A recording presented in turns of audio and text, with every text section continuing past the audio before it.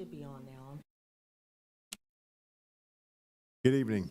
Just wanted to let everyone know we're going to be starting a few minutes late this evening. We're waiting for one more member to show up before we call the meeting to order.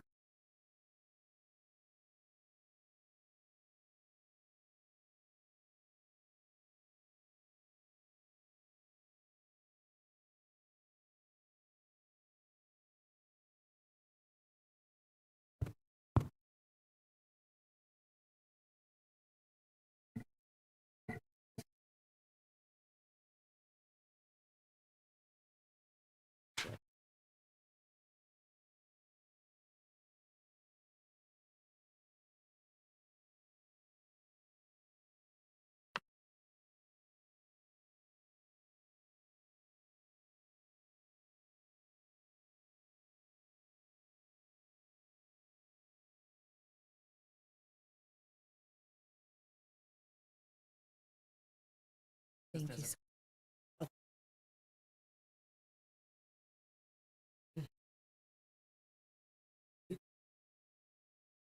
That one's mine, but yeah.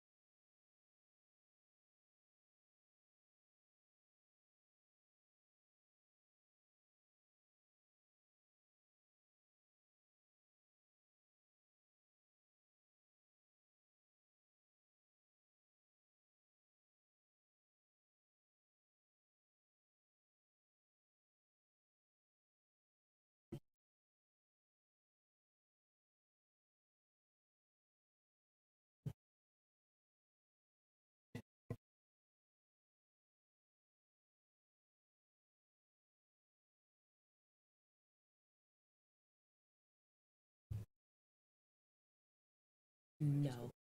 And but I'm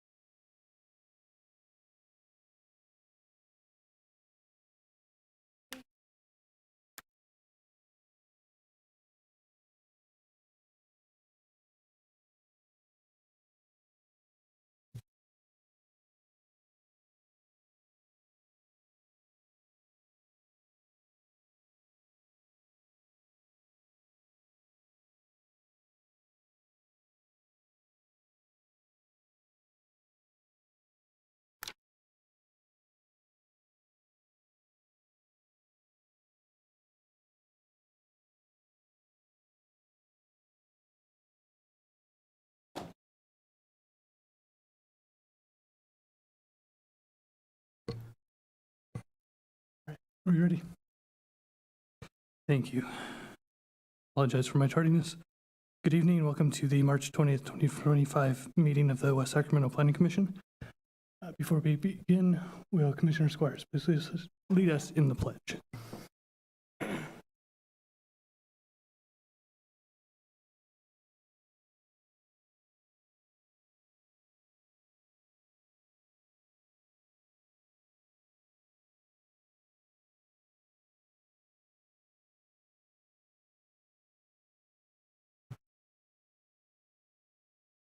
Thank you very much.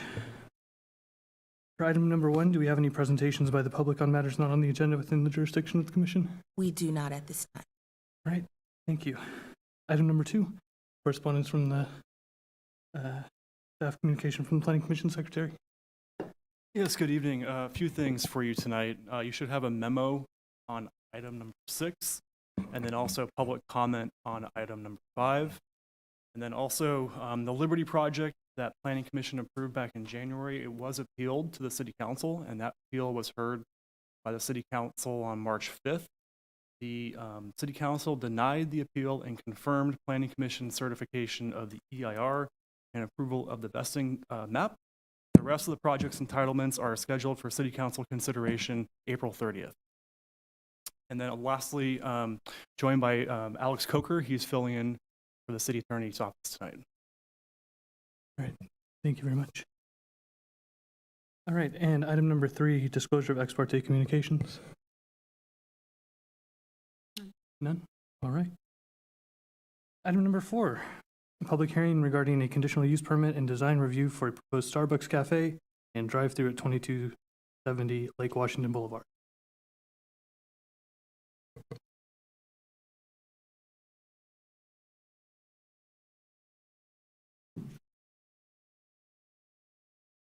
Good evening, Chair Delgado and Commissioners. Elijah Ortega, Associate Planner.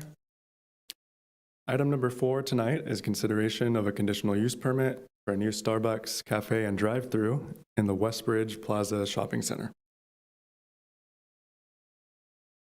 The project is proposed on a portion of the final remaining vacant parcel in the shopping center just north of the existing Arco gas station and located at 2270 Lake Washington Boulevard. You can see it here on the map here, outlined in red. So restaurants and cafes are permitted by right in the zone where the project is located. However, in order to construct a new drive-through, the project must receive approval of a conditional use permit. The requirements for drive-throughs are located in section 1730 of the zoning code. And projects with drive-throughs require conditional use permits to facilitate a more comprehensive review of drive-through specific impacts such as circulation, traffic, lighting, and landscaping.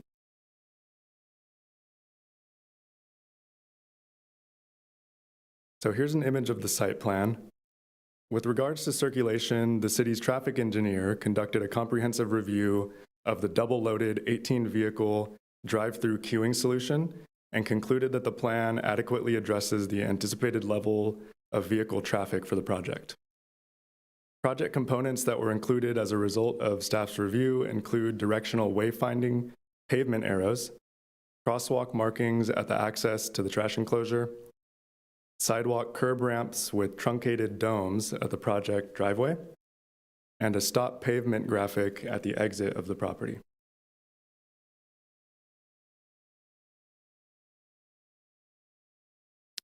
Similarly, staff conducted a comprehensive review of the proposed landscaping plan to ensure compliance with the city's established landscape development guidelines. One of the key components in reviewing any project with a drive-through is to ensure adequate shade coverage in reviewing provided for all paved areas. So we want to ensure that pavement areas are adequately shaded. This includes drive-through queuing lanes in an effort to ultimately reduce the urban heat island effect from unshaded pavement.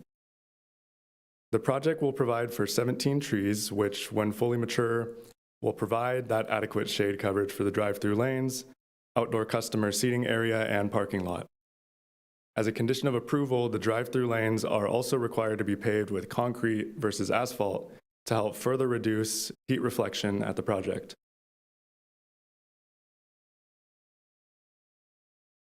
The project was also reviewed for compliance with the established Westbridge Plaza design guidelines. When the Westbridge Plaza Shopping Center was approved, A set of design guidelines were established to ensure consistency of design among the shopping center.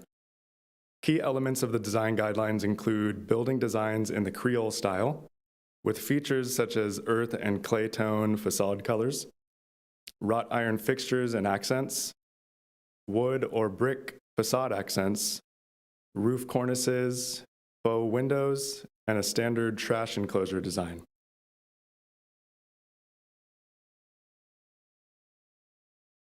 Staff reviewed the building elevations for consistency with the design guidelines and is recommending approval of the design by the Planning Commission. This slide shows the front and drive-through order side elevations of the building. And this slide here is showing the rear and pickup window side elevations. You'll notice the faux 6-panel windows at the second story of the building, along with the wrought iron balcony accents and light fixtures consistent with what you see throughout the shopping center. So that concludes my presentation. At this time, staff is recommending for the commission to conduct a public hearing, certify the Class 32 CEQA exemption, and adopt Resolution 24-4 PC, which approves the conditional use permit and design review for the project. All right, thank you. At this time, the commission will open it to public comment. Do we have any public comments on this item? Yes, we have one for Aaron Gutierrez.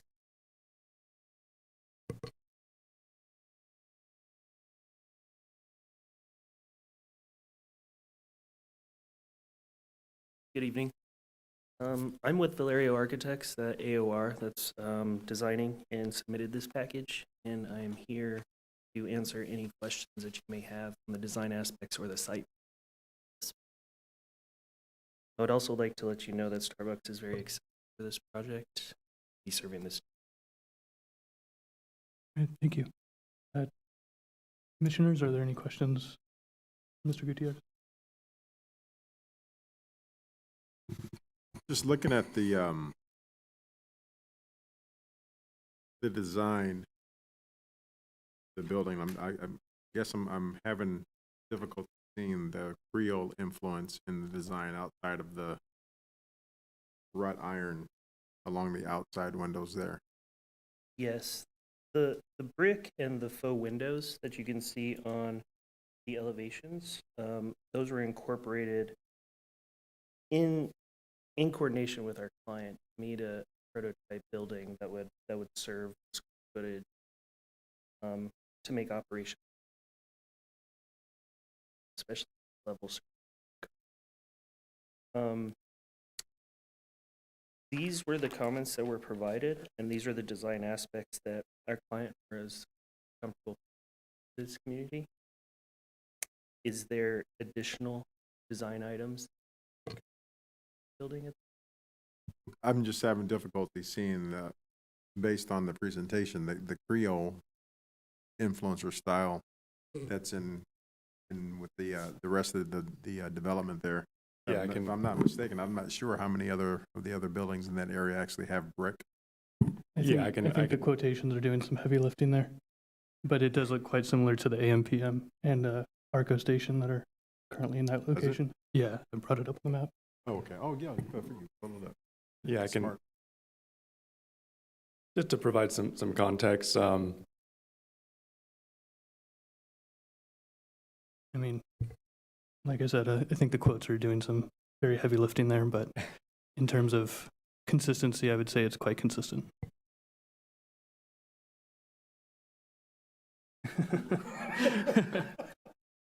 yeah, and if I could add, these are all design elements that are consistent and common among some of the other buildings in the center. We check these as part of the design review process against the design guidelines that we have. There's a whole set of criteria that we provided to the applicant and essentially told them, hey, meet these requirements. Your building should look similar to the other buildings that are out there in the center, and it's staff's opinion that the current design is meeting the intent of those design guidelines at this time. Well, I appreciate Kara Delgado pulling up that picture because, like I said, I guess I just never really paid that close of attention to the AMPM before, even though I drive by it every single day. But yeah, no, you're right. It looks very similar to that building. So I just had a quick question about the Starbucks. I'm happy that there's going to be a coffee shop there. I'm curious if there was any other organizations or companies that were interested in putting something there, like a Pete's, for example, or only Starbucks. So I'm not familiar with any prior applications that we've had on this property at this time. So this is one that we received and was intent on moving forward. I can't recall any other applications that we've seen in the past on this parcel off the top of my head.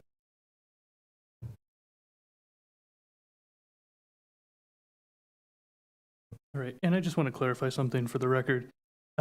Traffic is intended to enter the parking lot of the Starbucks and the drive-through from, I guess, the unnamed road that leads towards the self-storage, right? There's not going to be an access to the drive-through line from Lake Washington Boulevard, correct? That's correct. All the access will be off of that road there. Okay. Yeah, I have a question. Looks to me like the parking lot is pretty tight with all the cars there parking, and then the 19 cars pulling in and lining up, queuing up for. It seems like I just wonder if that queue of cars is going to be able to get through in time, and whether the cars are going to back up out into the unnamed street. And to add to that, it seemed like there's only one window to pick up your product. You have to pay and pick the product up at the same window. It seemed like there should be 2 windows. I know that some McDonald's have 3 windows to speed things along. So was that not considered? And because we don't want traffic backing up into the street. Yeah, you're completely correct, and that's something that we have to take a look at for all proposed drive-throughs in the city. We shared your exact same concerns at the staff level. We did require the applicant to provide a basis for why they think this double lane queuing solution works for this specific project. They did provide us some basically levels of customer service at similar projects in the region that they think were comparable. We had our traffic engineer take a look at that to really scrutinize their proposal here. And per our engineer, they agree that this solution works for the anticipated levels of customer traffic at this time. We really do not want to have traffic backing up into that street there. So that was taken a look at by our traffic engineer. I would have put 2 windows there.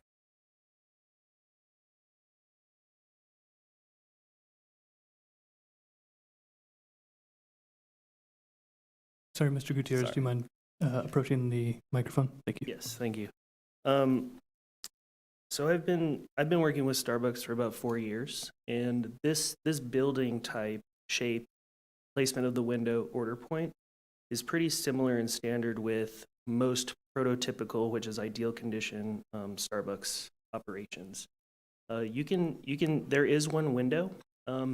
An ideal order point for a Starbucks location would be at car 7, and this order point is actually at car 8, which would help operations. It does slow things a little bit, but considering that the extensive amount of statistics that Starbucks puts into each location, they're anticipating in a slow amount of traffic, 14 cars, and for peak hours, 19 cars, which is what our queue is serving at this time. If there is spill, I think that it would be mitigated within 60 seconds. Probably. So I don't think there would be a lot of cars on the unnamed street. But considering the interior layout also facilitates the function and smooth operations of this drive lane as well.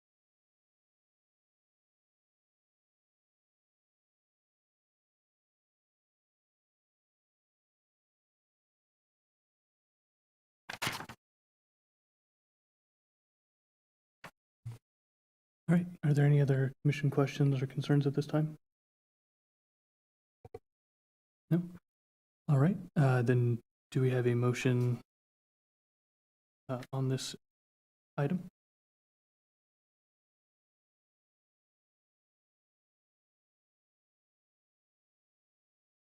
I'll make a motion to approve staff recommendation.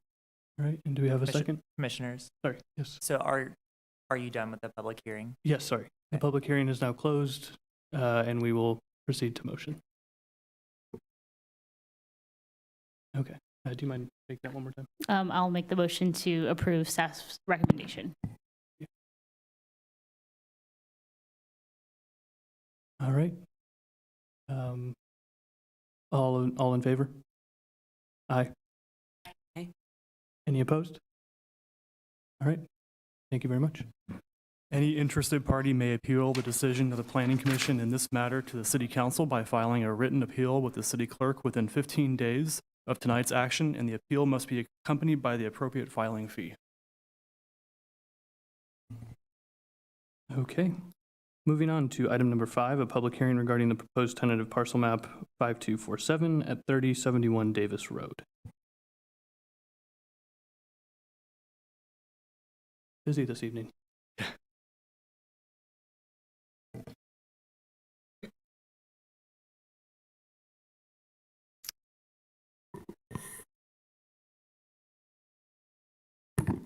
So item number 5 tonight is consideration of a tentative parcel map and planned development permit to divide an existing 5-acre property into 4 new 1.25-acre parcels at the intersection of Davis Road and Seymour Avenue.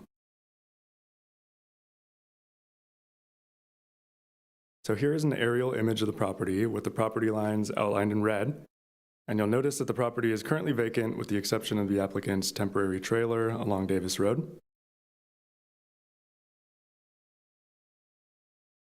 So here we have the parcel map that's being recommended for approval.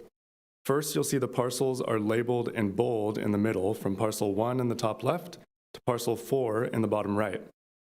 Taking a closer look at parcel 2 as an example, you'll notice a light blue square that says buildable area. You'll see that each parcel has one of these squares in light blue. Buildable area means that all structures, including homes, sheds, garages, and any accessory structures, must be constructed within the buildable area of the parcel. Taking a look at the dotted rectangular areas in each parcel, these are the primary and reserve leach fields for each parcel's septic system. And focusing now on parcel 3 in the bottom left, you'll see a red dashed line area just below the buildable area. That dashed line work represents the shared driveway access to parcel 3 and parcel 4, providing access to Seymour Avenue. A permanent access agreement across parcel 3 to the benefit of parcel 4 will be recorded with the filing of the final map.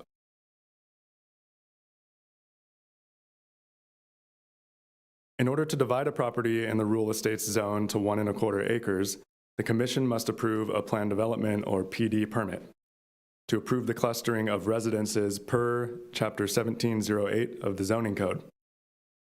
Clustering allows for parcels to be smaller than the minimum 2.5 acres required in the RE zone. And the intent of clustering is to concentrate residences in the rural estates areas into residential clusters in an effort to preserve open space. So clustering in the RE zone is not new and is in fact encouraged in the general plan and the Southport design guidelines, primarily for the benefits it provides in preserving open space. The trade-off with clustering is that the Planning Commission can approve more parcels within a map, but the parcels receive less buildable area. And we'll get to an example of that here. So getting back to the parcel map, you'll see the big red rectangle in the middle of the map in between each blue developable area. So the map was designed this way with clustering in mind to maximize the contiguous open space areas on the properties and bring the residences closer to the driveway access points. By designing the map this way, we maximize the open space on the properties to maintain foraging habitat for the Swainson's hawk and to maintain the rural feel of the RE zone.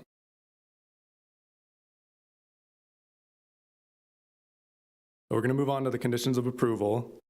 I'd like to discuss condition number 14, which is the requirement for undergrounding of overhead utilities.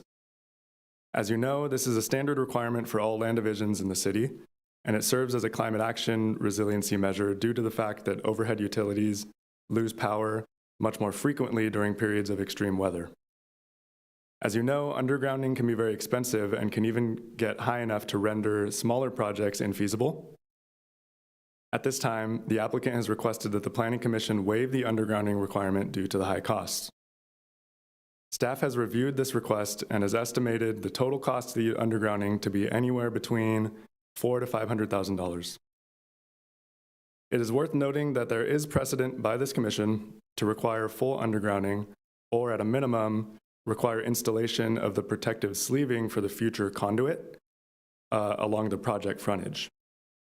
In 2021, for example, for a similar 4-lot clustered residential parcel map, conduit sleeving was required in lieu of full undergrounding of the utilities. So here's a graphic that was put together that shows our best estimate of what the undergrounding requirement may look like. The actual design and pole configuration would be subject to approval from PG&E.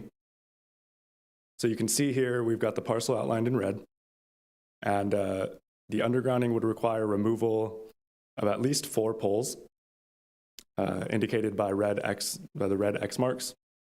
We have new pole locations at the borders of the property lines in yellow, and we have the existing poles outside of the property boundaries in blue.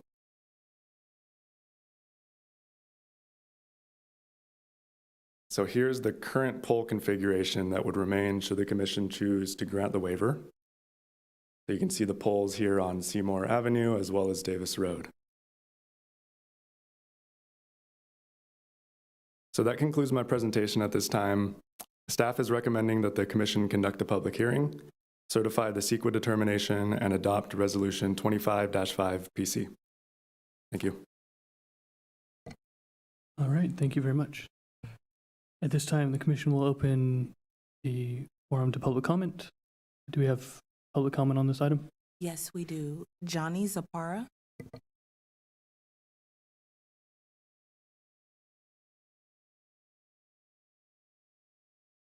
Thank you, commissioners and West Sacramento City staff, for listening to me. I'm only a little bummed that the previous speaker did not bring samples, but maybe next time. My wife Jeannie and I have been pursuing this project for almost exactly 2 years. It's been very costly to do so. We had intended this to be our forever home. We have a daughter, son-in-law, and 2 grandchildren within 5 minutes of this project. I am a general contractor, so I do understand building. I am not a developer and therefore do not understand developing.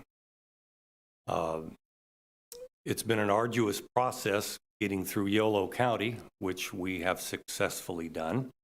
It's taken almost exactly 2 years to do so. I, of course, am hoping that the council will approve the request to, subdivide and to allow parcels as staff Elijah shown.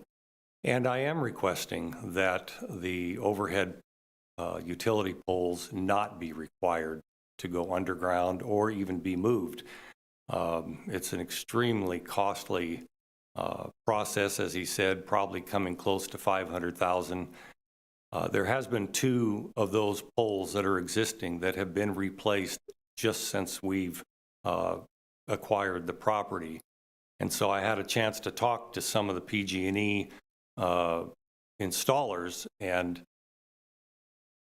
each pole is around $45,000 to $50,000 just to put it back right where it was. To relocate it and rewire the whole thing even above ground is probably going to be at least $500,000. To go underground I think would be more. I've tried to get those estimates. PG&E will not give them to me, short of opening a ticket and asking them to engineer the site and pay for that cost to do so, whether I would go through with it or not. So I'm hoping the commission understands this is rural property. All the rural property out in that arena, in that area, have the overhead poles. We're wanting to make a significant contribution to West Sacramento. We want to live here the rest of our lives, and so we're hoping this is the spot. And I'm open for questions if you have questions. Thank you very much for your comment. If we have questions, we will address you after the public Perfect. comment. Thank Thank you. Brandon Minto.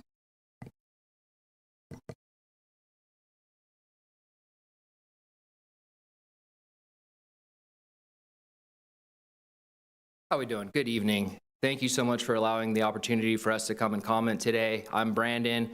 Really just want to say I appreciate all the staff work that goes into this late nights. And through this process, I actually had the opportunity to read through the entirety of the West Sacramento General Plan 2035 and appreciate the foresight the city put into that document, the effort. I know there was a lot of staff time and a lot of attention to detail that went into that. So it's with that in mind that I want to speak to you today. I had an opportunity with my neighbors to submit some comments that I hope you all had the chance to review, and I thank you for your time in reviewing that. They are pretty long, and so I'm not quite sure that you all have had the chance to review them, but I do hope that you do read them in your entirety before you're making a decision on this proposal.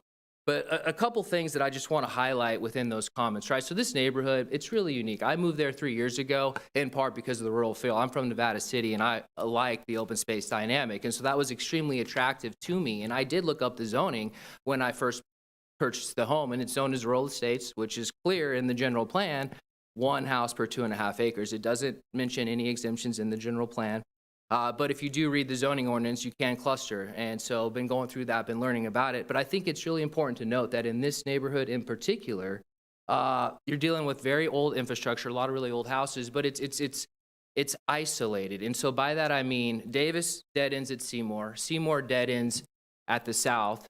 There's nowhere to go past it. There's Gladys right there, that dead ends. And so if anybody wants to go anywhere, to walk, to do any sort of climate-friendly recreation, you either have to cross Jefferson or you have to cross Marshall. There's no crosswalk, there's no stop sign, there's no safe place to cross. It's very, very, very, very dangerous. I walk my dogs a lot. I cross Marshall every day illegally, and I've almost been hit by cars, but I have no recourse. I have no ability to do it otherwise. To the south side of Marshall, there is no sidewalk on the south side of Marshall. There's a small bike lane. It's not safe to walk in a bike lane, first of all, because there's bikers possibly using it. And secondly, my cousin is a paraplegic because he was riding a bike on a road not so dissimilar to Marshall, and the car accidentally swerved to the right into the bike lane, boom, you're dead. It's very, very, very unsafe. And so I think for the city to consider allowing development above and beyond the existing zoning, given the unique dynamic in this neighborhood, given the inability to go anywhere. You cannot access public transit. There's a bus stop a 1/4 mile away from this proposed project. You can't get to it because it's on the other side of Marshall, where people are routinely exceeding the speed limit. Finally, there's a lot of things that I feel within the general plan are very inconsistent with this proposal. They've been highlighted in the public comment that you have in front of you, but one I think is really particularly noteworthy, NCR 4.3, new septic systems. The city shall prohibit the establishment of any new septic systems in an area where city sewer water and water services are available within 1 air mile. On the map that you all provided, it shows 1,270 feet away to connect to city sewer and Thank you for your water. comment. So seems a little inconsistent with the general plan. Thank you for the opportunity.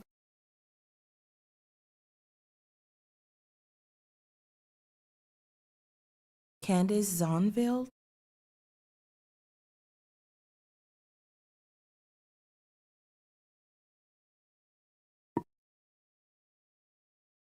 Good evening, everybody. Thanks for the opportunity to provide our comments. I just wanted to make it clear in a public forum that my husband and I didn't sign the letter only because I wasn't able to take the time to reference the general plan. I don't agree with it. We've all bought out there for the reason of the 2.5 acres. Our ditches are not maintained. Look at our pictures. This is my house across the street, just waiting to flood. This was 2 years ago.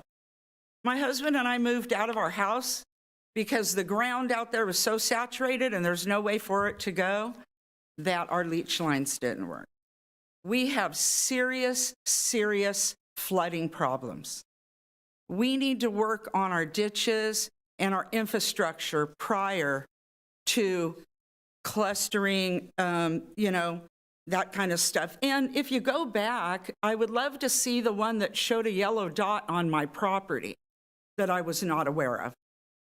That's the other thing. Can we go back in that? Is that not allowed? I don't know. The one that he did? We can address the poll. Okay, I believe that was it looked like there's a pole in my yard. I believe that was just a mock-up. It's not anything planned. Okay, so that's another concern is not really knowing. Our roads are this wide. Diesel trucks already come through and have broken our brand new road that the city put in, broken down to the culvert, and us residents had to dig the hole to the culvert so the water flows again. And if we widen those roads, we're going to get more of those 18-wheelers. And before you make a decision, drive through our neighborhood. Just please drive through our neighborhood. I love the people that want to do this, but again, we have all come in for 2.5-acre properties. That's what we came in for. We have organic stuff going on. The water sits in the ditches. You have a prominent West Sac resident, prominent family, been here for 60 years, that almost died of West Nile virus last year in the medical center in a coma with West Nile virus from the water sitting in the ditches in West Sacramento that are not addressed. And our roads are too narrow, and thank you for fixing the potholes on our road. We love the potholes. It kept everybody away. But anyway, there's a lot of work that needs to be done just to have the two houses there.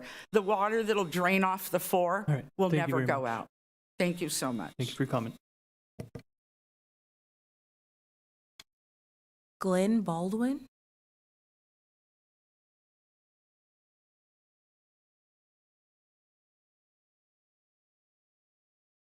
Hello, thank you for your time tonight. My name's Glenn, and my wife and I live on Seymour, and I'd like to talk a little bit tonight mostly about the spot in the development as it affects water drainage, as Candace had talked about earlier, as well as Brandon. Is there any chance that we can have the map put up on the screen? Because it's for purposes of what I want to talk about. The map would be a visual aid that could help very much, or the pictures that I sent earlier today, any of those. But okay, well, we can, I guess I can use this map. So on the left, so you can see where Gladys is, it's noted, and then Seymour is the vertical street there, and then Davis is at the top of the picture there. All water in this entire neighborhood drains to the corner of Davis and Seymour. All water. And if you look at some of the pictures that were submitted earlier today and in the packet, you can see water that built up. That primarily was from a weather event that occurred in January of 2023. There were about 4 inches it dropped in a 24-hour period. And primarily it's because all the water is going to that blue dot in the upper left-hand corner. And so if you imagine in your mind, at least the water, let's say the water on Seymour goes northerly and hits that spot. And then it doglegs. It doglegs, and all water to get out of that area has to come right along that western front of the property, and it has to then goes out to, I believe, the deep water channel. It's the only spot. It's the only way for water to get out of it. And my house is right there. See where that blue dot is? Mine is just to the left. And if you look at those pictures, water backs up.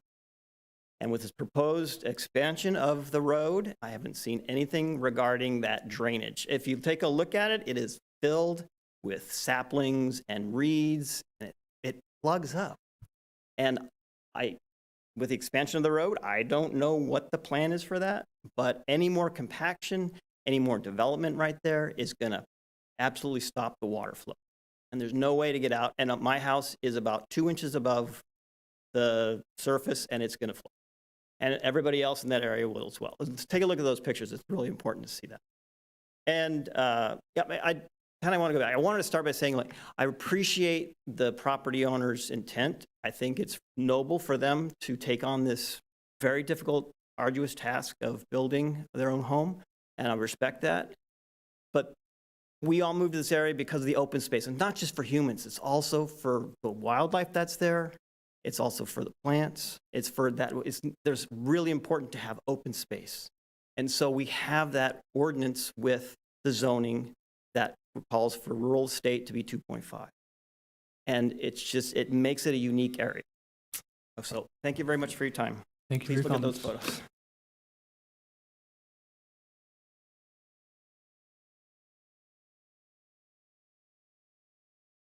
Is there any additional? No additional. All right.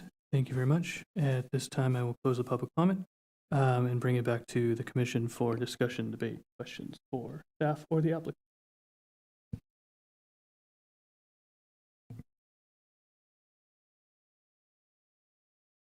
All right. I'll begin. Sorry, Commissioner Squires, you have a question? Yeah, it seems to me like reading this material and taking some notes on it and listening to the I do have questions about the roads. I have driven down that road, Davis Road, not Seymour, but Davis Road a number of times because my son lives over in that area close there. And it's a scary road. And seems like, at first thought, it seems to me like it's overbuilding in that area, that the roads don't support it. I am also concerned about the flooding, and I'm also wondering what happens with if an adequate study has been done on the leach line out there with heavy rains and flooding. Are the leach lines going to work? Are they going to take care of the business? I have some questions after reading this material. I would think we should at least postpone approving it today and let it come back with questions answered by the planning department. All right. Thank you for that. Mr. Ortega, I have a few questions for you if I could. So the first one, has anything like clustering come before this commission before? Yes, I have not worked on a clustered parcel map before. This is my first one. I know that it has come before this commission. Eventually, the commission got to approvals on a number of those clustered parcel maps in the RE zone. So it's not uncommon for us to see applications like this. I don't know if. And sorry, when I ask this commission, I guess the most current iteration, have we seen clustering before? I feel like the terms come up, but I was wondering if either you or Mr. Lafferty could refresh our memory on this. I can't think of any that have come up in the last few years, mostly just because we don't have too many properties that are RE. We've had a lot of tentative maps come before the commission that are RRA, which already allow for lots down to an acre, but I can't recall any clustering in the RE coming before this commission. But as Mr. Ortega mentioned, this has been in the Southport Design Guidelines since 1996. So it's been used off and on since then. Okay, thank you. And sorry, Ms. O'Neill, would you mind bringing back the map with the red box on it showing the clustering? Sorry, the one, yes, perfect. So my question for this one, the buildable area, is that within the red box here, would that allow for anything like an ADU or a garage or anything like that? Or is this strictly all buildings must be within those blue polygons? Yes, all structures at the parcels shall be constrained within those blue boxes there. So that's a requirement. Outside of those boxes, no structures are allowed. Okay. All right. Thank you for that clarification. I just wanted to make sure that there wasn't some sort of loophole where you could put the main structure in the box and then fill it up with an ADU or a workshop or a garage or something like that. Chair, I do want to jump in that if we're preempted by the state, which allows for an ADU to be within 4 feet of property line, then we'd have to allow it. All right, thank you for clarifying that. And then a couple other questions regarding drainage, flooding, et cetera. I know it's come up a few different times, not specifically for this tentative parcel map, but other things. Davis Road has been mentioned as a private road a number of times. Is any section of this private, or is this public and owned by the city of West Sacramento? I'm not sure the answer to that. And again, my question is just because we've heard claims before that certain parts or all of Davis Road is a private thoroughfare. So I just wanted to clarify whether this section is. Yeah, or we do have our city engineer here as well. So a lot of questions have come up regarding drainage and maybe this question too he can address. All right. Evening, Mark Collier. So this stretch of Davis Road, is this a public road or a private section of Davis Road? I'm not certain. Okay. I think the debate over private public on Davis Road that you're referring to may have been further to the east with the Liberty Project. Okay. And yeah, I think it was originally created as a private road, but we have record of being dedicated. That portion of Davis Road and this portion of Davis Road were in all probability created under separate maps. Honestly, just not familiar with the origin of this road on this. Okay, fair enough. I just wanted to clarify that before I ask my next question. And that would be regarding drainage on this parcel. So right now, we've heard from residents of the neighborhood that with no structures on there, the roads around this area are subject to flooding. What kind of increased flooding or changes to water flow patterns are we expecting to see with the addition of 4 structures on this current parcel? Well, there's a potential for, I mean, you're putting in impervious area, you know, I mean, these are fairly large lots, and the runoff from those, by the time they get to the public right of way, if it actually does, because the water tends to infiltrate as it goes, but I know under a severe event like 4 inches in 4 hours, and there's no public drainage system that's designed to fully accommodate. We accommodate 100-year storm typically within the roadway. So there's a requirement for improvement of the roads to rural road standards. That includes widening to a 12-foot paved section and a 6-foot gravel section, and then also construction of a new roadside ditch. So, you know, along Seymour, there's actually 2 ditches. Roadside ditch that picks up the drainage from the road, and that will continue to do so with the widening. It'll be a brand new ditch. It'll flow better than it does now. The larger ditch inside of parcel 1, parcel 2 isn't going to be affected by that at all. So as we go through and we review the improvement plans for, you know, the widening project and then subsequent building permits, we'll review the drainage patterns. We'll ensure that it is mitigated not only from the runoff, but we'll also ensure that it's not blocking existing drainage patterns, creating problems on the stream. Okay.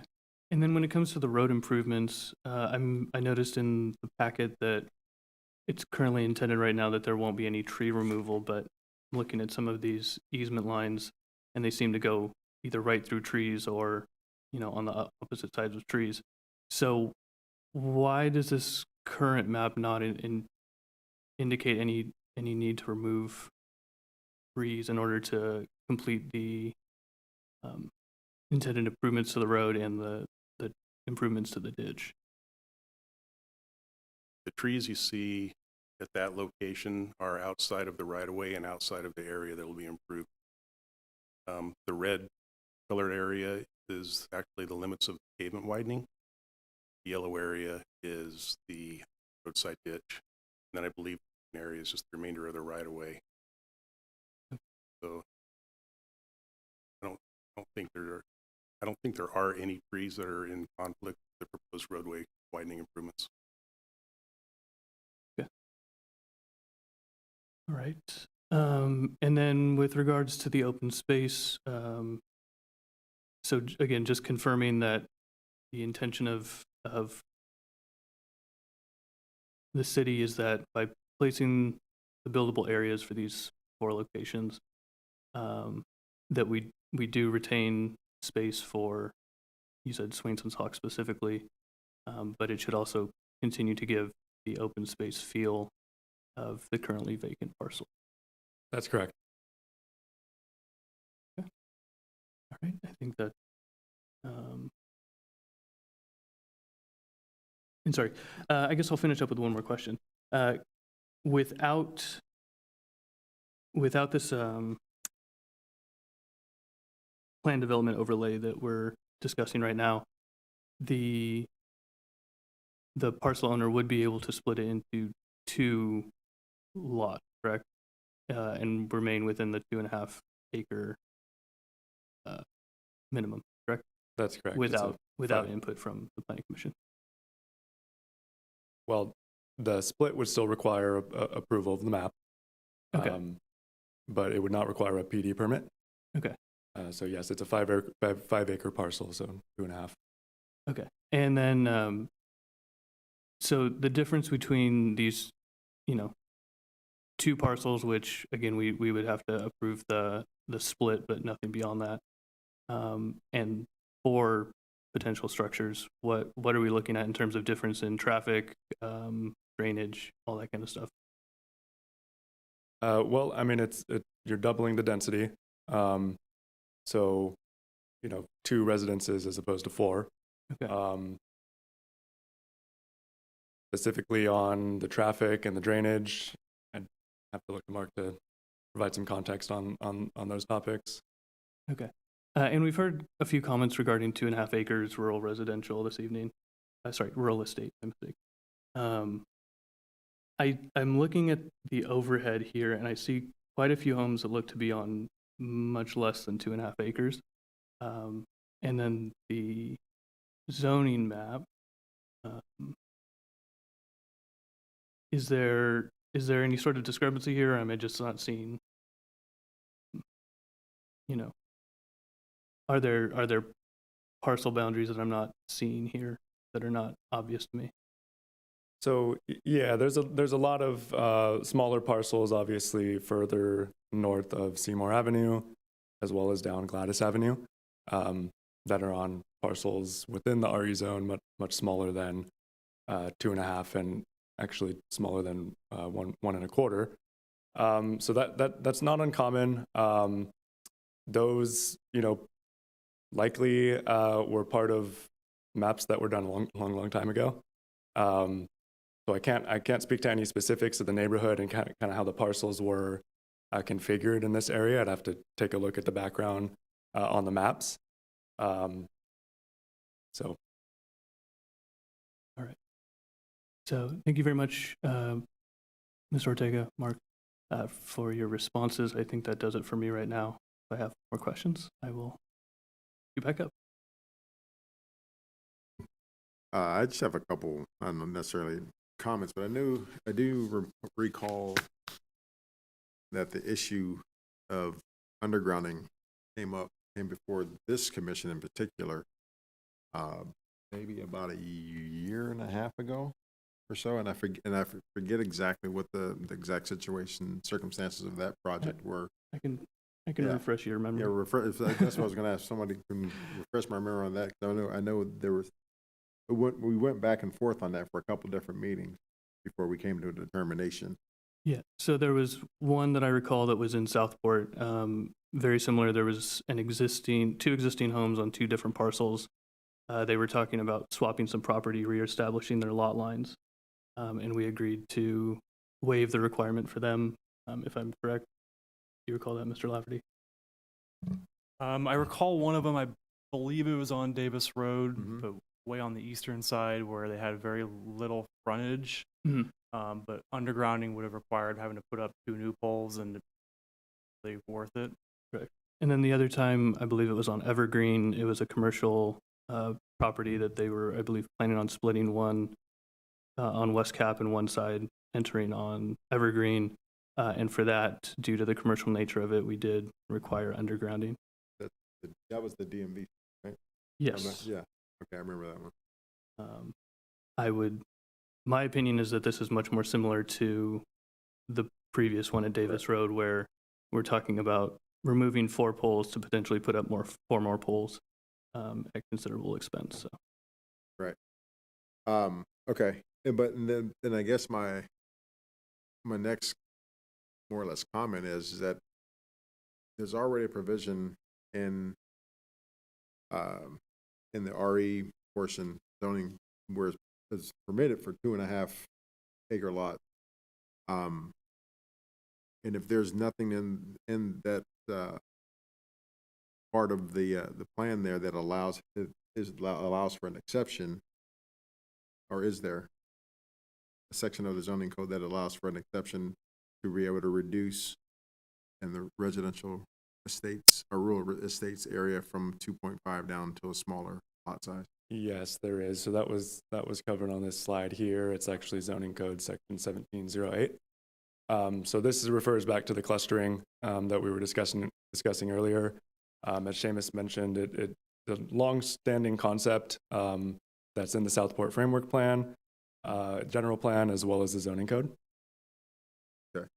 Well, and we got quite the lengthy response or public comment from folks in that area that would be more directly impacted by that. And quite honestly, I have not had a chance to go through this public comment, but what I have seen in perusing through it a bit, there seems to be a lot of questions that I would like to have answered before I would feel comfortable, not to speak for anyone else, but before I would feel comfortable in rendering any sort of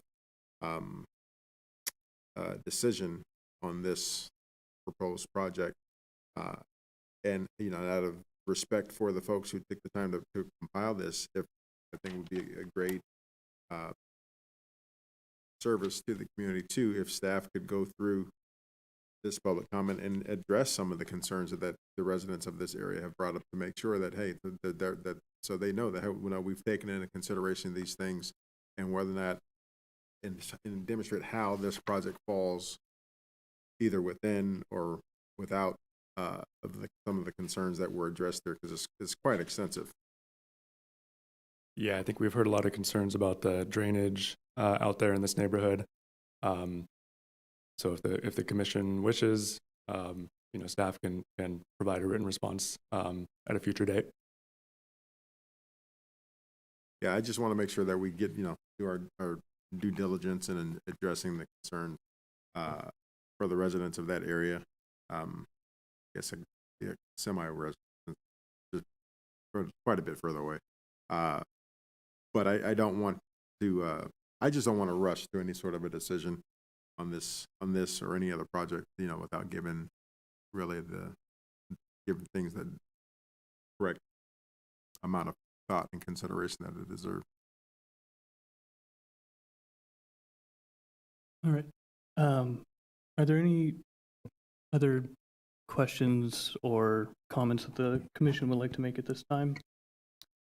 I didn't have any questions, but my thoughts were the same direction as Preston, because there was a lot of they addressed a lot of stuff, and then the comments about flooding and the water sitting in.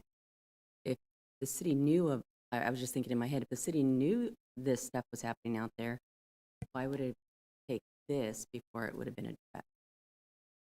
Yeah, so the drainage plan is part of the review that is conducted as part of the standard map review. And ultimately, when buildings are proposed, drainage is also addressed as part of the building permit review process as well. So I think Mark kind of alluded to the procedure there on the analysis of the map as it relates to drainage. So if you have any specific questions about that, or I think Mark is probably best equipped to answer how that works.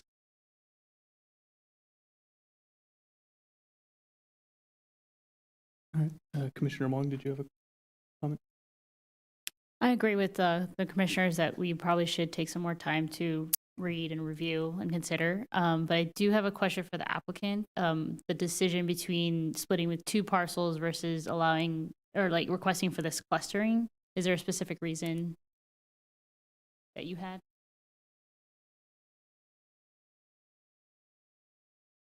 I was never even giving it a thought that I would split it in half. I bought it on the supposition through our realtor, and how it was proposed is that this process was undertaken some years back. That land is part of family heritage that's been in West Sacramento for over 100 years, and it's been being parceled out, you know, a little bit here, a little bit there. And I don't know if it pencils for me to do 2 parcels versus 4 parcels. I understand why you would want to review that rather lengthy document. I'm a little puzzled as to why that comes at the 11th hour when I've been in this process for 2 years. And hearing the complaints, seems like it's mostly around drainage, which I don't see how my project exacerbates at all. If anything, I would want my own property to drain properly, and that larger ditch is technically on my property. So I would want to make sure that's clean. As Glenn mentioned, it does evac the water of the entire neighborhood. And the city nor RD 900 neither wants to claim responsibility for it. And it's a mess. But me building homes there is not going to make it worse. It would only make it better. Is that the question then? Is that answered? Yes, thank you. Thank you very much. I also want to make a comment that the homes around it, for us to match it, it seems like it would be reasonable to do 4. Because of the Gladys area, it is more condensed over there, noticing the surrounding areas.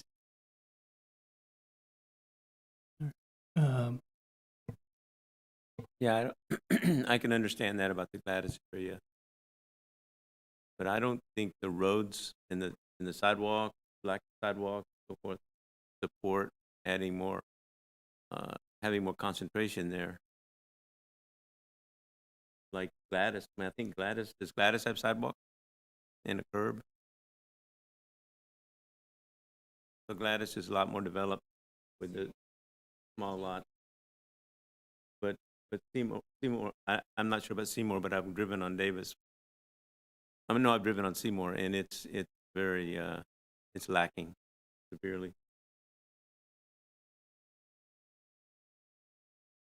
I'm sorry. It's we currently don't have it open for public comment, but thank you. And Mr. City Attorney, I was going to ask, are we allowed to reopen it to public comment? Yeah, the commission does have the authority to reopen public comment, and it would be the same guidelines, time constraints for public. Okay, thank you. So yes, Commissioner Squires, are you interested in finding out any more information from the community this evening? Okay. I would like to reopen the public comment period. So if there are members in attendance who would like to inform the commission of any additional information that we may not be aware of, for example, widths of roads, things like that, then yeah. Mr. Baldwin?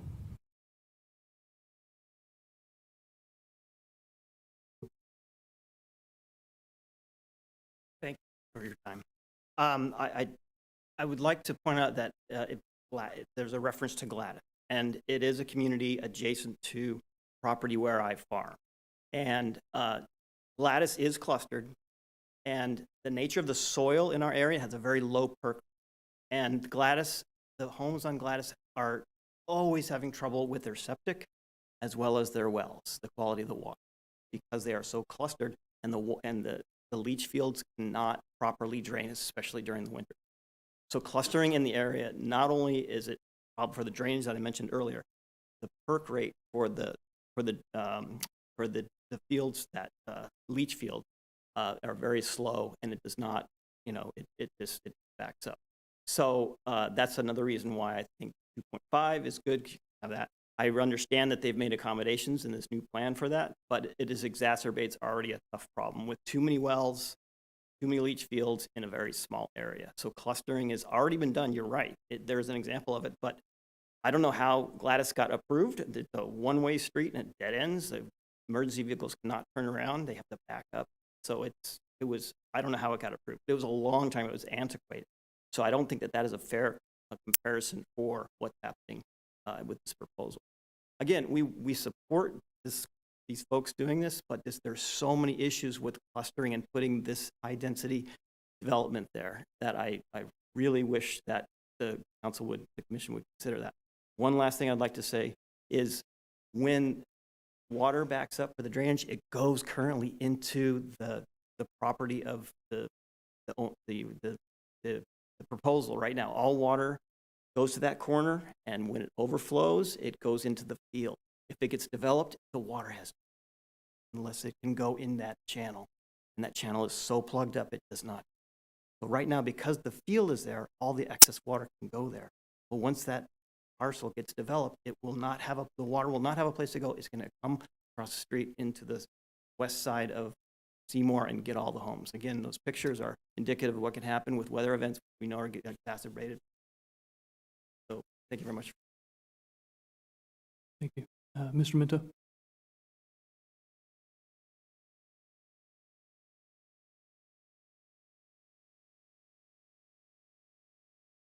Thank you. So the thing with the neighborhood, so my house was built in 1948. The houses down Gladys are really old. So they actually predate the city taking over that area.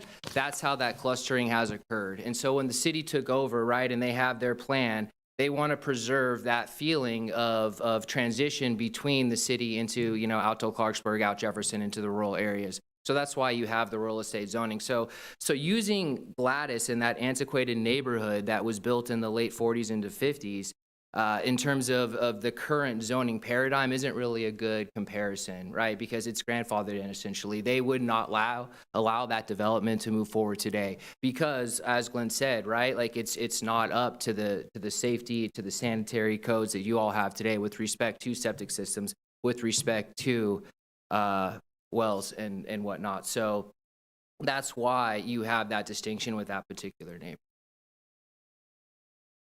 Thank you. Yes, sorry, I didn't catch your last name, but Phyllis, if you would please. I'm sorry.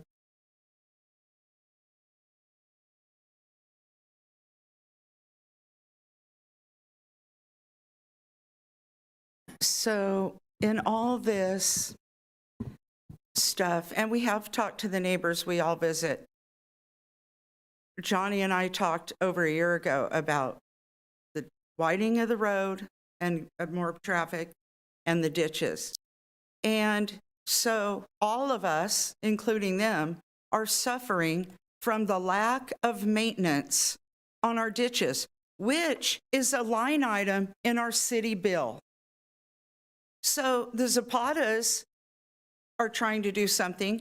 We're trying to get the ditches fixed. In the meantime, all of us residents are suffering from the lack of our ditches, especially the people that ended up in a coma last year that almost died from West Nile from our ditches sitting with water. When I moved in 3 years ago, and again, I moved in for the country. I'm a West Sac resident. I called the city. They said, it's reclamation. Call the reclamation. I called the reclamation. They said, no, call the city. And the reclamation, they said, here's my name. Call. Like, the city took our money. It seems like this angry thing going on. The problem is we're all suffering out there from it. And there's going to be an internal flood out there is what's going to happen. We have new levees. We're happy. But our internal area can't get the water out. It sits and sits and sits. The nature of our soil. Okay, I had a tractor come in my backyard, the little tractor mark. I've had water in it for a week or two. I don't even know. So basically, we all feel terrible because this is going on. Lack of maintenance on whoever, but I'm paying for it, is what's creating all this. The water does not escape. More houses the water runs off their cement. I'm having my yard regraded. I know how it's going to work. All the water's going to run off. It's just sad that the clustering, all the thing the city want to do, and the Zapatas and everybody, the ditches, and it is my main concern. Until somebody takes ownership and fixes our infrastructure so we don't flood. I mean, again, we shouldn't be doing over and above. We're not even doing the bottom work, let alone exceptions and all that. You know, and I feel bad having to do that. But my neighbors, I was clear with them a long time ago that if the ditches weren't done, I would not support. They're my neighbors. Okay, so I don't know if you can do anything about getting the ditches fixed first. That would be freaking awesome. Okay, okay, thank you. I just wanted to. All right. Thank you very much. One moment, Mr. Minto. Thank you. So hearing that comment, I will put this to people in attendance. Is it your opinion that whether or not this development goes forward, is that going to improve the quality of the ditches? If one home is built on the site or 4 homes are built on the site, will any of that impact the quality of the ditches as they currently stand? And I'll open that up to anyone who's commented this evening.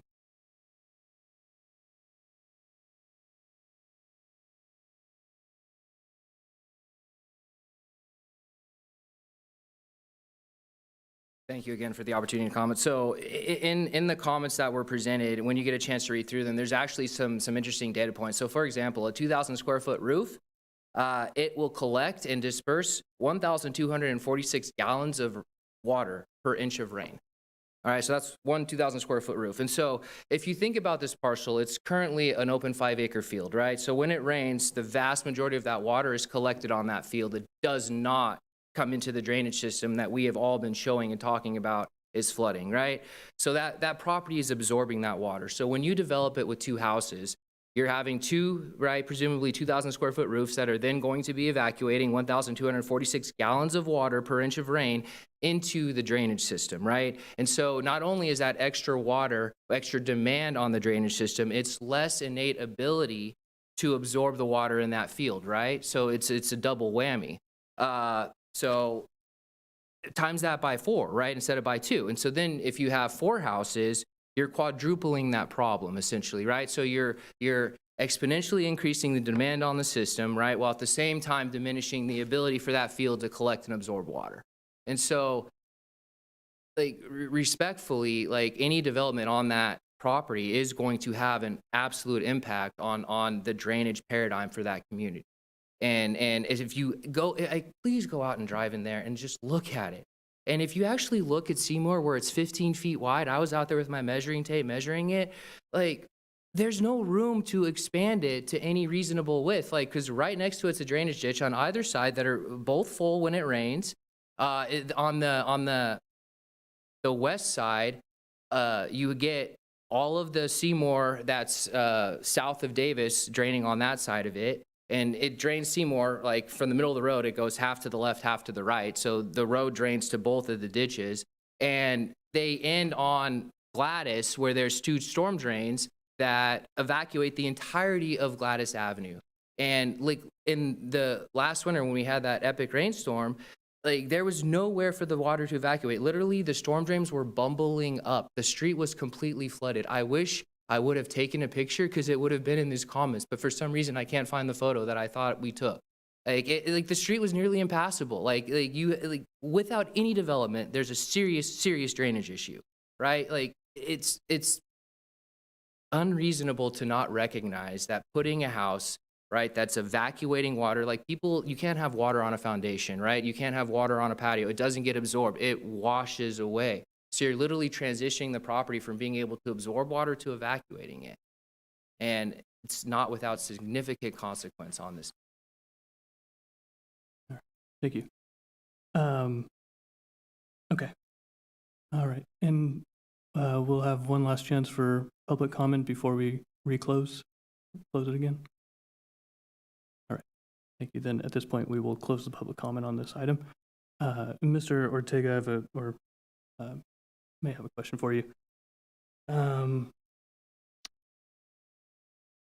So with what I'm hearing is that any sort of development on this parcel of land will seem to exacerbate existing issues with drainage. What is the city's responsibility here to ensure that drainage currently is functioning as it's supposed to, and that in the future, whether there's one home on the property or two or four, that the members of this community are not being negatively impacted by excessive flooding? Yeah, I think it's a great question. It sounds like there's a lot of concern about the drainage here for this property relative to the action here that's being proposed. With regards to splitting of the parcel, I cannot pretend to be an expert in how drainage happens on a property. I will say staff has a process that we use to go through all requests for land divisions. It is staff's opinion that the applicant has met all the criteria for that process to occur, which is why we're recommending approval. Understand there's concern about drainage. I can't really speak to that because I'm not an expert on that. I'm not sure if we have Andrea or Seamus or Mark that can maybe provide the commission and the public some additional context of how exactly we analyze these maps and these land divisions with regards to things like roadways, improvements, and drainage. Okay. So Mark, I'm not sure if you have. I do apologize for getting us a little off topic here. But it seems that the analysis being done would indicate that the proposed plans address, drainage on this parcel adequately. It seems to be that there's a bit of a disconnect between what the city analyzes and what's happening in actual fact. So I'd like to make sure we spend a little bit of time at least syncing these two things up so that, because I think that overall this project is probably both good and feasible. But as this commission has done in the past, I think it's also important that we address community concerns, whether or not they're raised, to the commission at the last minute. So yes, if we could have some information on how this is done, I guess. Yeah, and I agree with you completely. And I think I would have to look to Mark to kind of provide the commission and the public with some context about what exactly we look at when we take in applications and consider the scope of the improvements and the divisions of property. So, Mark, I'm not sure if there's any more context you can help provide. Yeah, like I had alluded to before, the increase in runoff from the roadway will be captured with the new roadside ditch that will be constructed with widening. Yes, absolutely. When you add rooftops, driveways, any other impervious area, it increases the runoff from that particular location. These are 1.5 acre, 1.25 acre rural lots. There's not going to be a direct connect from those locations to the drainage system. They're going to sheet flow across impervious area. And with each building permit site plan, we will review the drainage plan. And like I said, we look to ensure that they're not increasing flows or blocking existing drainage patterns. There are methods that they can do on a parcel like this, small tension areas that capture the water and retain it until post flow and then or post storm, and then let it out gradually. There's ways of mitigating increases in flow if in fact it's determined that there's going to be an adverse impact. Okay. And that would be done at the parcel level as they're developed, correct? Correct. Thank you for clarifying that. So that's not something that the applicant would need to do up front when splitting the parcel. It's if they decided to, for example, start building on the northwest corner for their own home, we would then identify drainage issues, how things are flowing, and address that specific parcel, and then each subsequent parcel. Is that correct? Yeah, and I don't think that the applicant I don't think we were aware of the existing ponding pattern in its entirety. It's great information that we'll take into consideration as we move forward. I'm not sure what the tributary area to the large ditch, I'm not talking the roadside ditches, I'm talking the large ditch that no one seems to want to claim, but it's outside the public right of way. I'm not sure where that water is, you know, we'd have to do an analysis and see where that's coming from, and certainly we would do that prior to allowing them to that. The applicant hasn't indicated a desire to remove the Right. larger ditch on his parcel, correct? All right. I think that addresses. Okay, that's good to know that you're looking at each parcel individually and looking at ways to mitigate each individual parcel before it proceeds to, I guess, the general collection of water. So, thank you for clarifying that.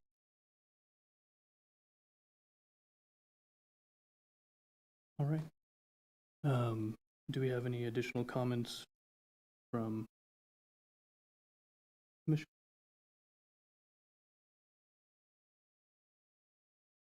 All right. Then on that point, do we have a motion?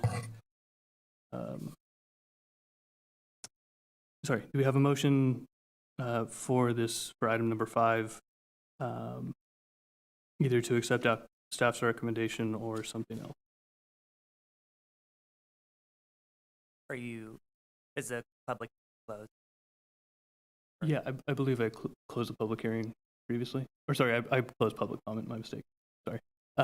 So no additional comments or questions, correct? Okay. Then at this point, the public hearing is closed, and I will request a motion either to accept staff's recommendation or something else.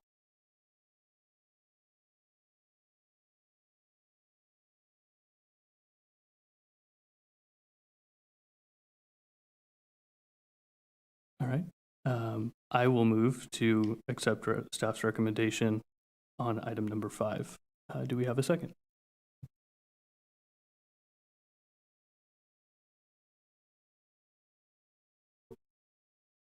We do not. I believe that fails. Do we have a different motion? I move that we accept staff recommendation, including or adding to it that we will approve the waiving of the overhead of the undergrounding, and that we do not want it to be 4 parcels, but 2 parcels, 2.5 acres.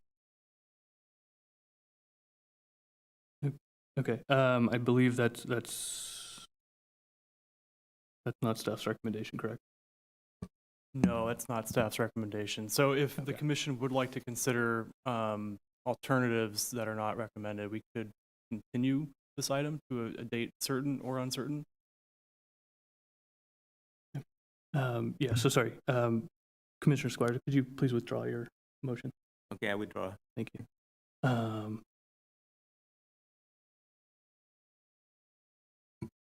I'll make a motion to continue this item to a later meeting where we have an opportunity to address some of the concerns that were presented to us in the late public comment that came in.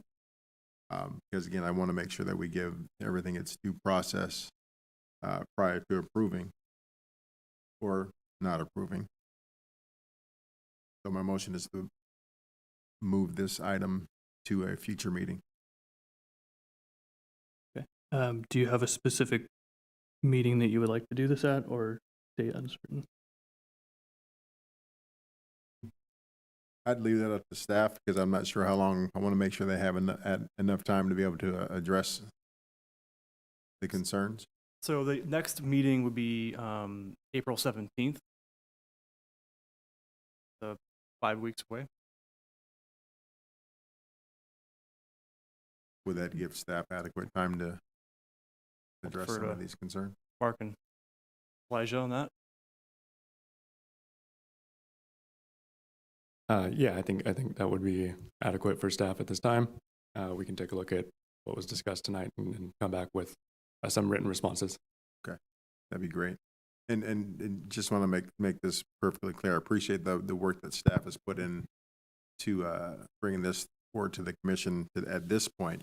And that's not lost on me in particular.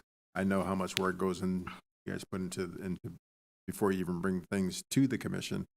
But again, with the amount of concerns that were brought up today, I think for me to be able to make a sound decision, I would like to have some of those things addressed before we move forward with that. And also be respectful of staff's time that we would take to be able to address those concerns as well. Okay. So just clarifying, there is a motion to continue this item, the next meeting of the West Sacramento Planning Commission on April 17th, correct? Correct. All right. And do we have a second for that? A second. Okay. I would like to take a name vote or roll call vote, please. Commissioner Squires, Aye. Commissioner Jackson, Aye. Commissioner Wong, Aye. Commissioner Linker, Aye. Chair Delgado. Nay. All right. Thank you very much. I believe we will continue this then at the April 17th meeting.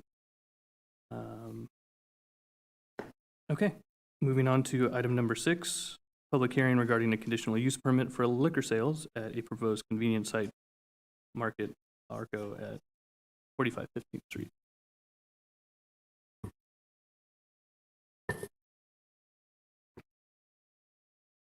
Welcome back, Mr. Ortega. All right, last one, I promise. So item number 6 tonight is a continuation from the December meeting regarding a conditional use permit for liquor sales in a proposed new redeveloped ARCO gas station.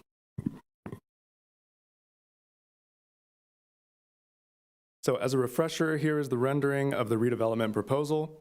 The project would include a new AM/PM convenience store, quick service restaurant, and a new smog and repair shop building.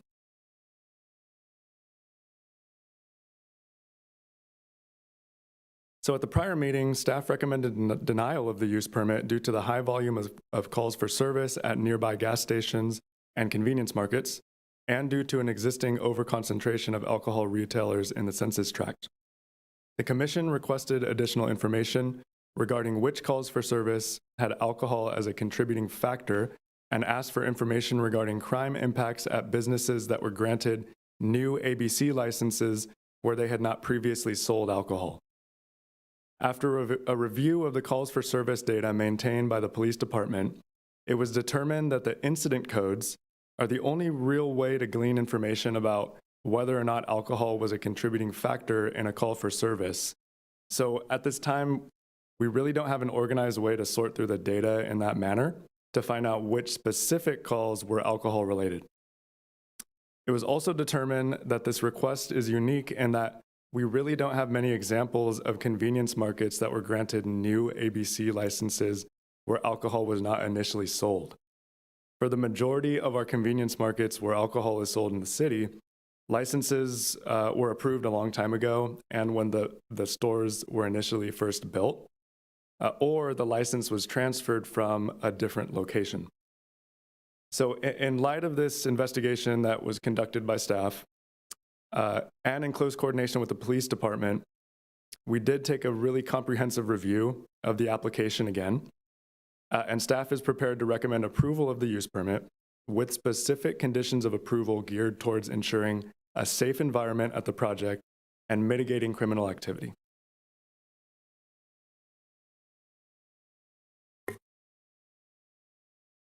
So as you know, in order to approve a conditional use permit, the commission must first make a number of findings, and these are shown in the slide A through F.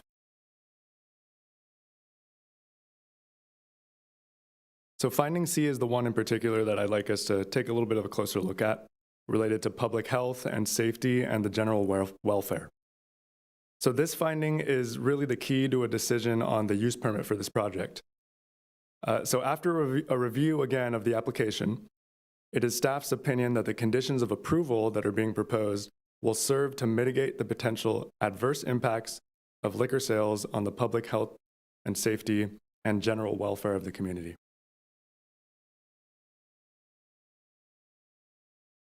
So again, staff in close coordination with the police department have crafted these conditions to be geared towards reducing calls for service, enhancing lighting and landscaping to improve overall security at the property, and limiting the display areas of alcohol in the store.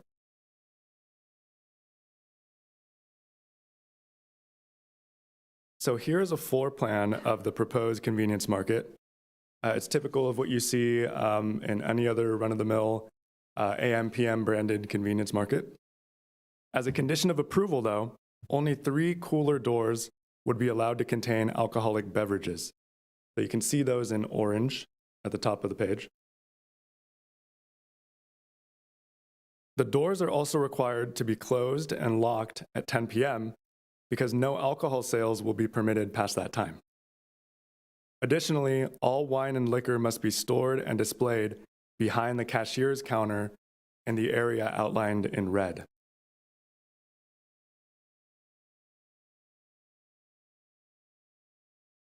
So here are a few of the conditions of approval that are within Attachment A of the resolution that I'd like to highlight. So number 5 states that no exterior advertising of alcoholic beverages is allowed. Number 6 states that a clear view of the interior of the convenience market must be maintained from the windows. Number 8 requires that adequate lighting is provided on all sides of the building.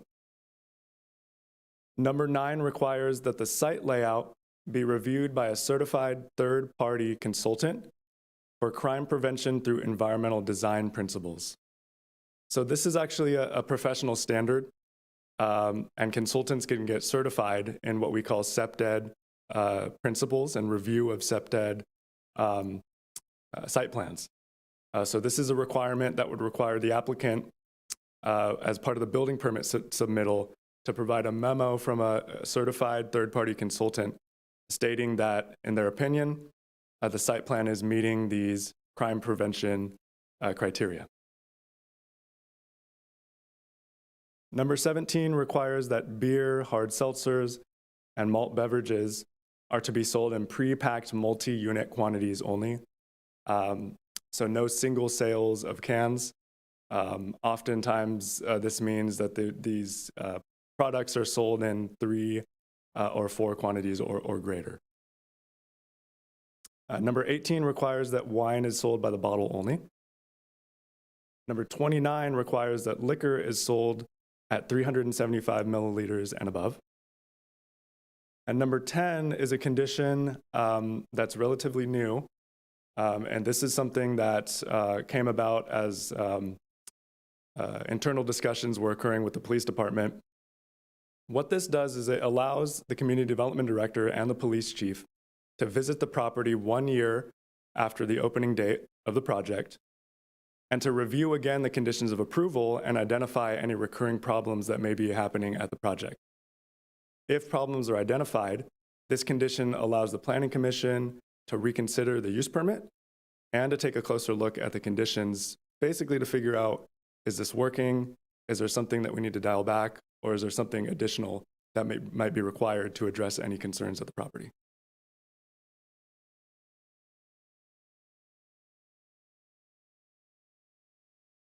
So unfortunately, the police department was unable to attend this meeting due to scheduling conflicts.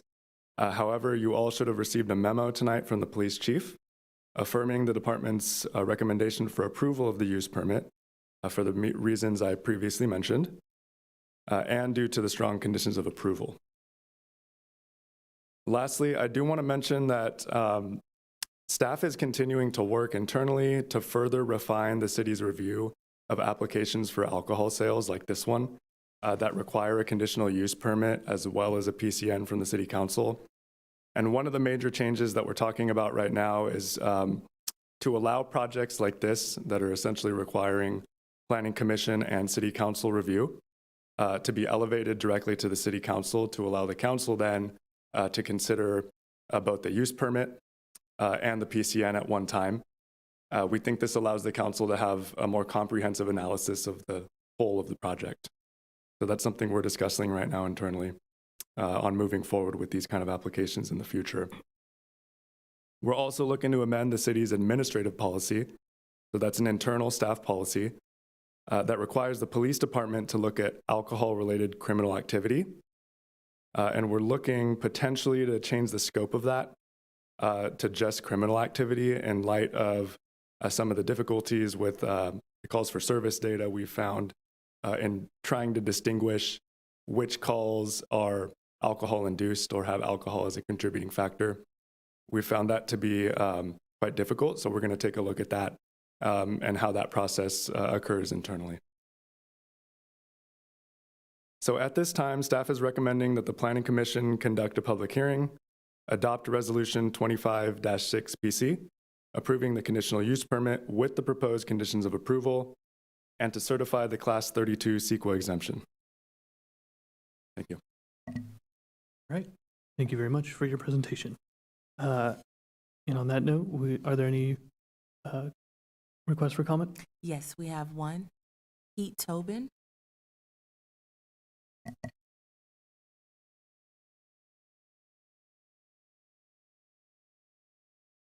Members of the commission, Pete Tobin with Tobin Consulting. We're here to answer any questions. We agree with all the 32 conditions that are going to be imposed in this project. We're looking forward to getting this site rebuilt. This is a vital part of it, and we thank you for your consideration. All right. Thank you very much. No additional requests to speak. All right. Thank you. Then at this point, I will close the public comment period and request any comments or questions from the commission. I'll start off by saying I'm glad to see that some proposed changes to that site. But I have a couple of questions in regards to the conditions on the that are being placed on this.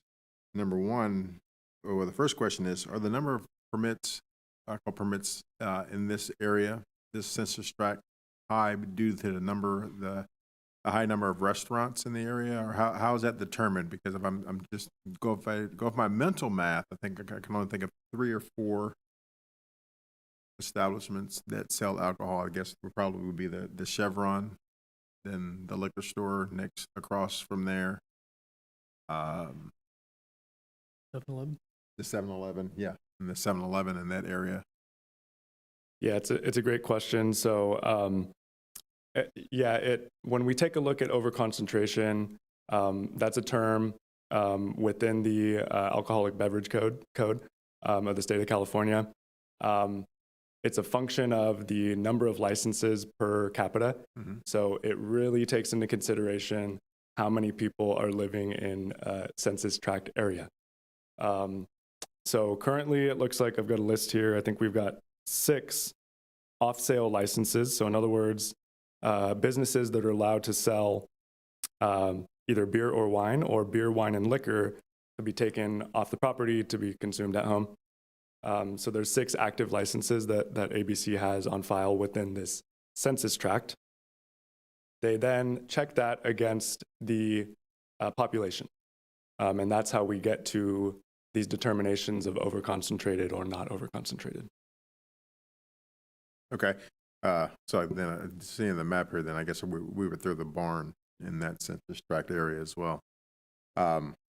So then, as far as the no sales past 10 p.m., is this specific or unique to this particular site, or are there other areas or permits in the area in this tract that are limited?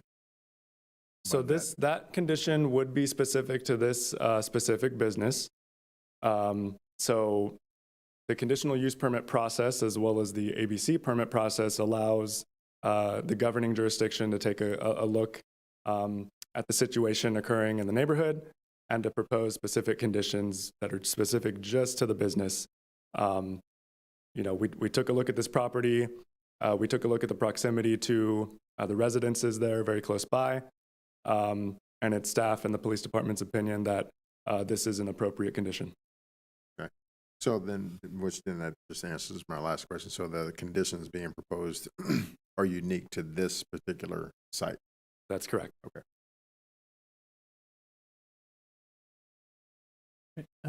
Would you please go back to the list of condition or the highlights of conditions?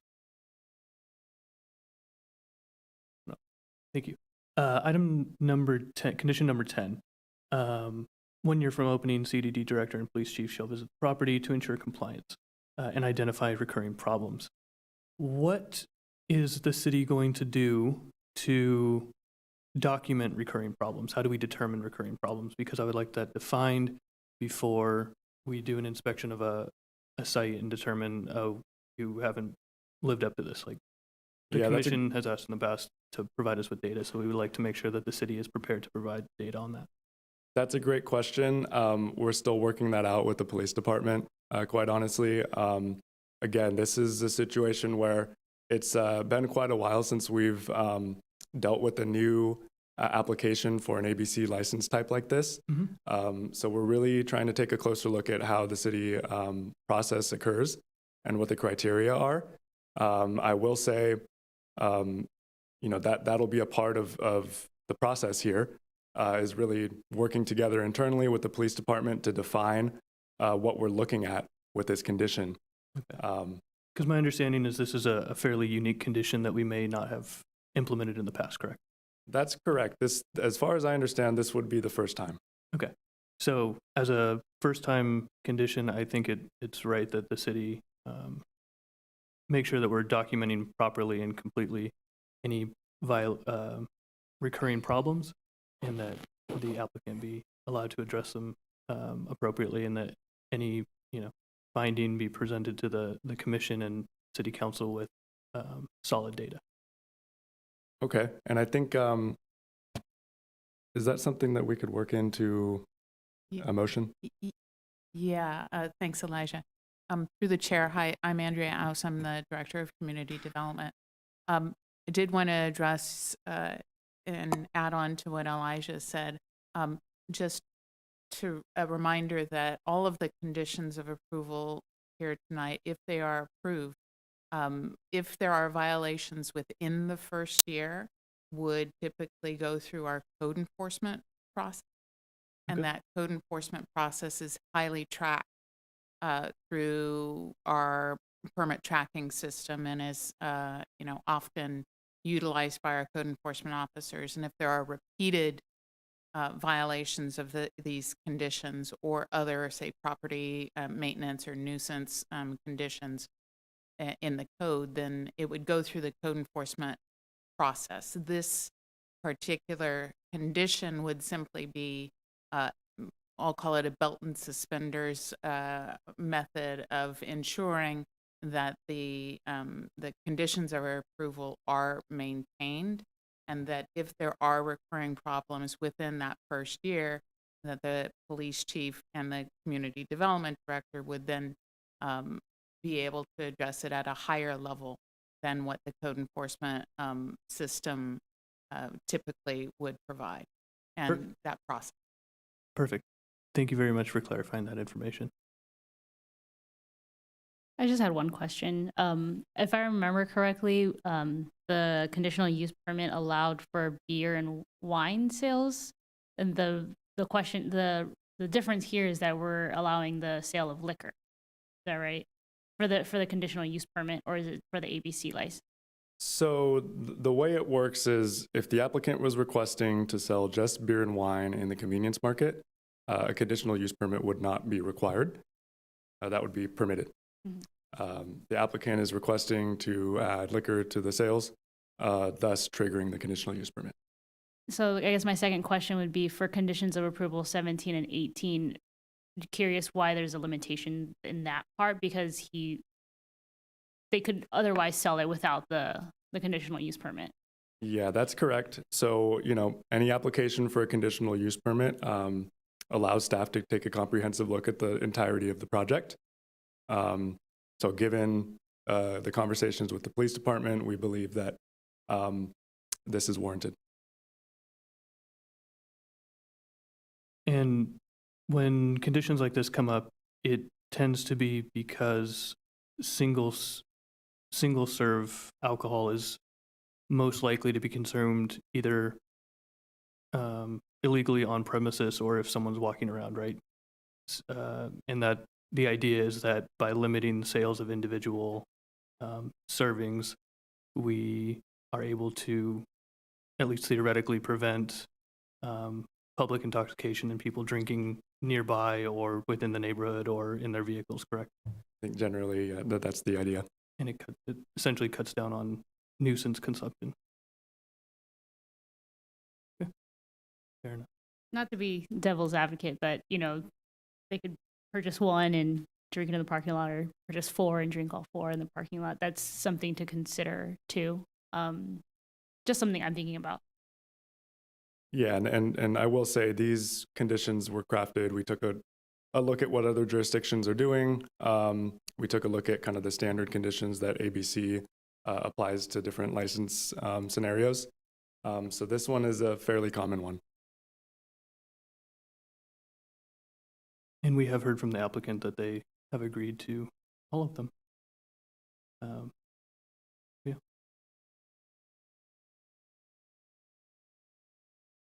Yeah, I appreciate the conditions of approval that were worked up, but it's still true that there is an overconcentration of liquor retailers in the area. That point has not been addressed at all. So I don't think I can vote yes.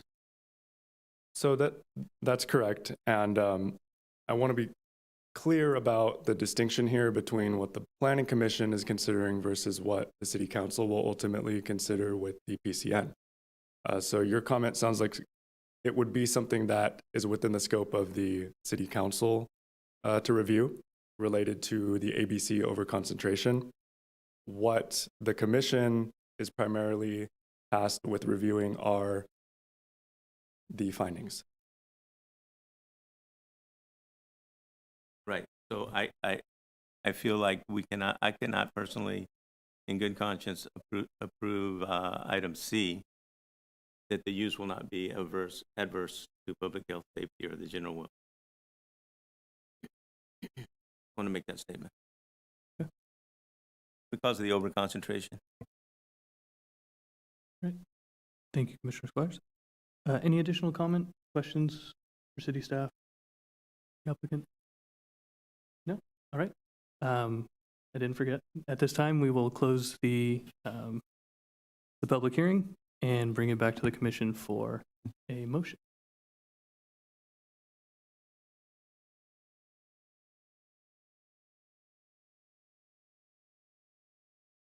I'm prepared to make a motion to approve staff's recommendation. I'll second. All right. And can we take a roll call vote on this, please? Commissioner Squires, No. Commissioner Jackson, Aye. Commissioner Wong, Aye. Commissioner Linker, Aye. Chair Delgado. Aye. Any interested party may appeal the decision of the Planning Commission in this matter to the City Council by filing a written appeal with the City Clerk within 15 days of tonight's action, and that appeal must be accompanied by the appropriate filing fee. Thank you. On that note, we will proceed to the general administration function part 2. Any commissioner communications? No?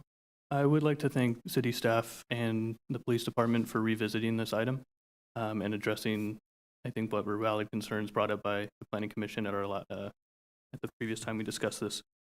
And then I would also hope that city staff, not necessarily planning staff, but someone from the city can help address some of the concerns we heard in Southport this evening with flooding and drainage. I understand that the ditches may not be the city's responsibility, but making sure that we can provide residents with who they legitimately need to talk to and get those concerns addressed. It sounds like, one, we're not providing all of our residents with the quality of life that they deserve, and that it may or may not be leading to potential health hazards there. So hopefully we can take some steps to help rectify that. All right, and with that, thank you very much. We're adjourned.